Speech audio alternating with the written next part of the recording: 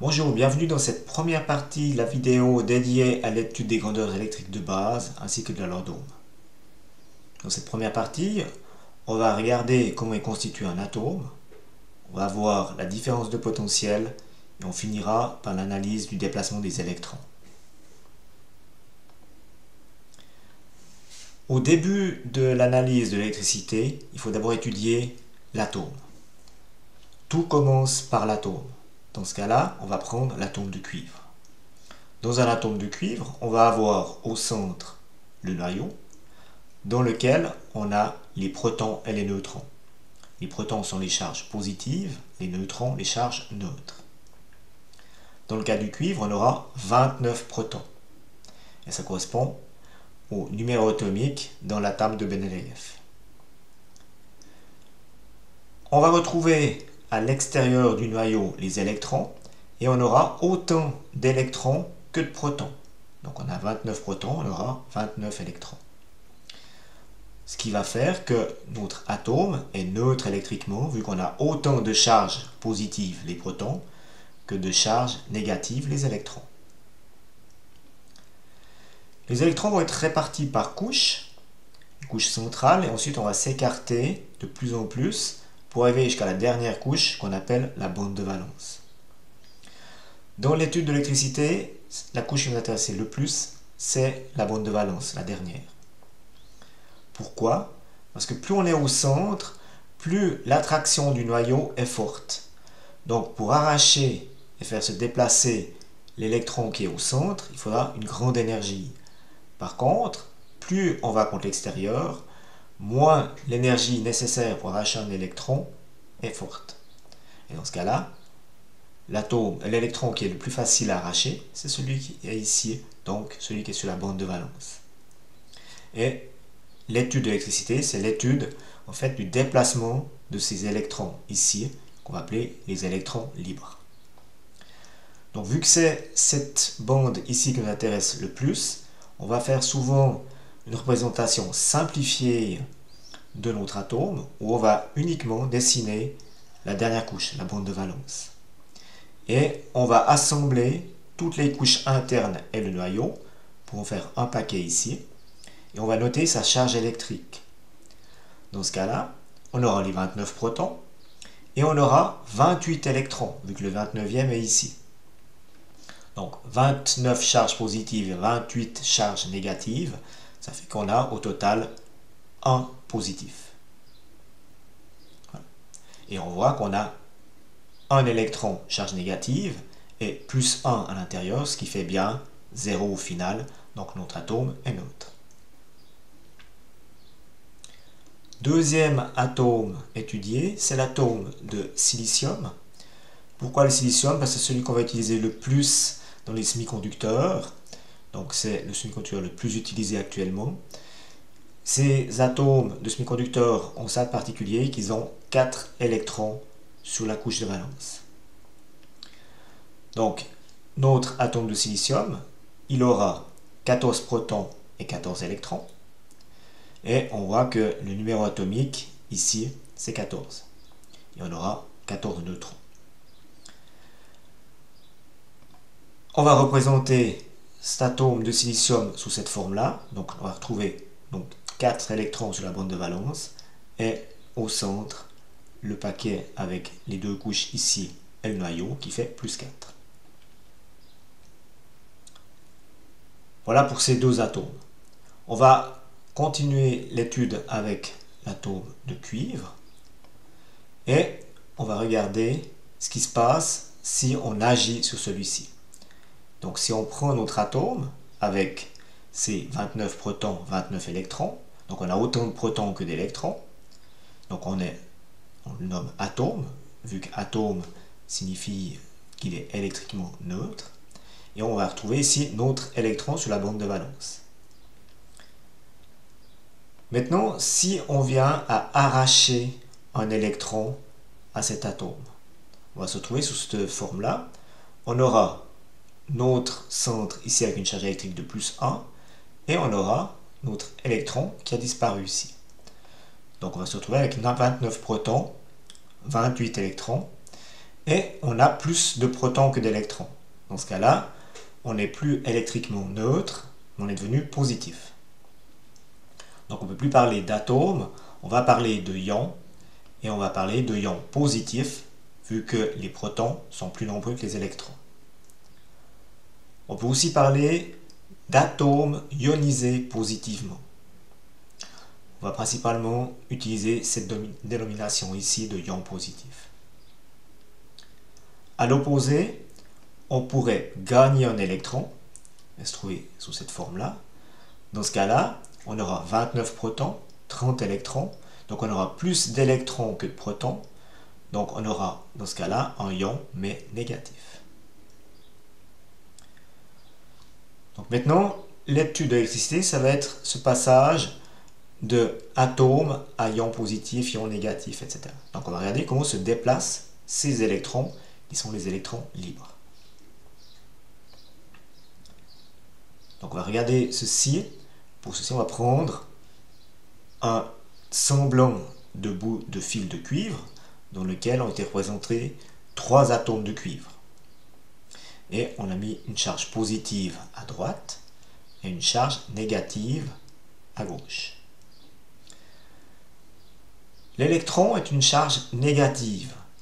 Donc une charge négative va être attirée par une charge positive. À l'extérieur du fil de cuivre qui est ici, j'ai placé une charge positive forte. Donc elle va attirer les charges négatives. Et si cette charge est suffisante, elle va arracher l'électron qui est ici. Donc cet électron va être arraché, ça deviendra un électron libre jusqu'à ce qu'il rejoigne ici la charge positive. Et on va se retrouver dans la configuration suivante. Notre électron qui s'est déplacé est parti et est venu rejoindre la charge positive. De ce fait-là, ici, il a laissé derrière lui un ion positif. Ce ion positif, vu qu'il est positif, va essayer d'attirer une charge négative. Donc, il va essayer d'attirer un électron. Il ne va pas pouvoir arracher celui qui est ici, parce que la charge ici est fortement positive. Dans ce cas-là, il va arracher plutôt celui qui est dans l'atome qui est à côté de lui. Donc quand l'électron va se déplacer, il va passer relativement proche de l'autre atome, et à ce moment-là, il va pouvoir être arraché et rejoindre ici cet atome-là. Donc il va se déplacer dans ce sens-là. Ce qui va nous mener à la configuration suivante. L'électron qui était ici s'est déplacé là. Et maintenant, on a l'atome du milieu qui est devenu un ion positif. Donc lui, il va aussi attirer un électron. De ce fait-là, il va arracher celui-ci qui va venir se déplacer là. Et on va se retrouver dans la configuration suivante. Le ion positif qui était ici est devenu un atome. Et c'est cet atome-là qui est devenu un ion positif. Donc lui va aussi attirer une charge négative. Et il a un réservoir de négatif à sa gauche. Donc il va arracher un électron ici. Et ça recommence. Donc l'étude de ce déplacement des électrons va faire qu'on va étudier l'électricité. L'électricité, c'est ça, c'est l'étude du déplacement de ces électrons libres. Voilà, pour qu'il y ait un déplacement d'électrons, il faut qu'on ait un réservoir d'électrons d'un côté et de l'autre côté, un réservoir qui va attirer ces électrons. On va étudier ici l'exemple d'une pile. Dans une pile, on aura d'un côté le plus et de l'autre côté le moins. Donc on aura un réservoir positif à droite et négatif à gauche. Entre les deux, on aura une différence électrique. On parle de potentiel différent. Donc on aura du côté plus un potentiel positif et du côté moins un potentiel négatif. Entre les deux, on a ce qu'on appelle une différence de potentiel ou tension électrique. Lorsque vous achetez une pile 9 volts, c'est 9 volts, ça représente la tension ou la différence de potentiel. Ça veut dire qu'entre la borne plus et la borne moins, il y a 9 volts de différence. Comment on calcule ceci? Il suffit de faire le potentiel positif moins le potentiel négatif. Donc si on faisait une pile 9 volts, peut-être que le potentiel moins est à 1 volt le potentiel plus est à 10 volts, donc une différence de 9. On peut aussi avoir moins 4 et plus 5. Ce qui nous intéresse, c'est principalement la différence de potentiel entre ces deux côtés. On va visualiser cette différence de potentiel avec une flèche. Elle va être bleue, c'est une norme qui définit la couleur comme étant bleue, et on met la lettre U. Et cette flèche dit on descend de. Donc on descend par exemple du potentiel 10 pour aller au potentiel 1, donc on descend de 9 volts. Voilà, maintenant on va regarder si cette pile on la connecte dans un circuit.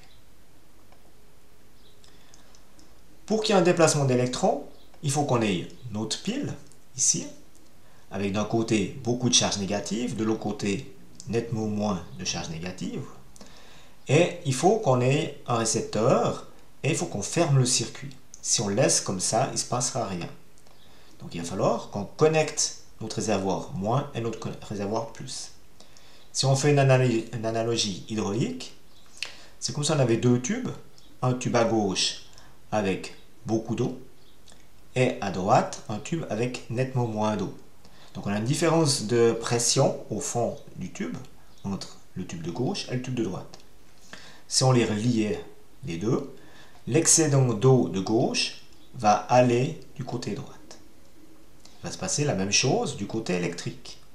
Si je connecte ici le moins sur la lampe et qu'ensuite depuis la lampe je connecte sur le plus, au moment où je fais la connexion, la lampe s'allume parce que les électrons qui sont du côté moins vont se déplacer ici, venir dans la lampe, allumer la lampe, sortir ici et venir du côté plus. Voilà. Donc on aura ce déplacement d'électrons, ce qui s'appelle un débit d'électrons, on appellera ça le courant électrique. Si on regarde ce qui se passe en analogie hydraulique, si on connecte les deux tubes, il y aura un débit d'eau entre la gauche et la droite, parce que l'excédent d'eau qui est ici, donc il va y avoir une différence de pression, va faire que l'eau de gauche va partir à droite jusqu'au moment où on aura le même niveau à gauche et à droite. Pour canaliser ce débit d'eau, pour le freiner, on peut ici limiter le tuyau qui est là, une dimension plus faible, et on aura une opposition, une résistance au passage de l'eau. Même chose que l'ampoule ici va freiner le débit d'électrons.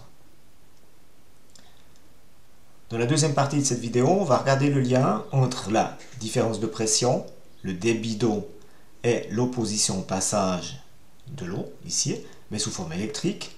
On va regarder le lien entre la différence de potentiel, le débit d'électrons et la résistance électrique. Donc ceci sera dans la deuxième partie de la vidéo. Je vous remercie pour votre attention, je vous souhaite une bonne journée. Au revoir.